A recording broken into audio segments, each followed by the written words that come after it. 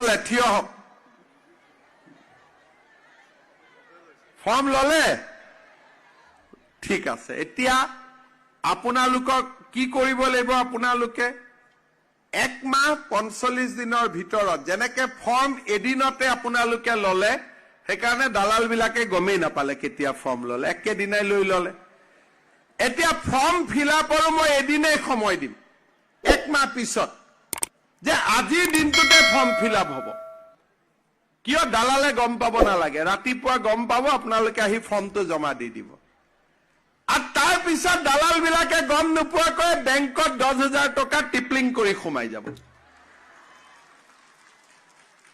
এই 10,000 টকা যেতিয়া আপোনালোকে ভাল কৰি খৰচ কৰিব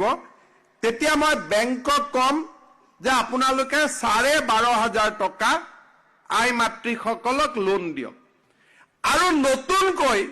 12,500 টকা মই আপোনালোকক আকৌ বিনামূলীয়াকৈ বেংকৰ একাউণ্টত দি দিম তানে 25,000 হৈ গল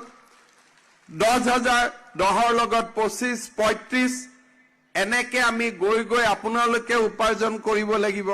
আৰু লাষ্টত আপোনালোকৰ নামটো হ'ব লাখপতি বাইদেউ তাৰমানে 1 লাখ টকাৰ উপাৰ্জন হ'ব বুজি পালে নে এতিয়া লাখপতি বাইদেউ বুলি কলে যিসকলে বুজি পালে জোৰ কৰি হাত চাপৰিব যাওক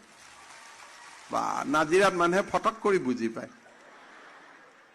বুজি পাইতো ফটক কৰি পায় না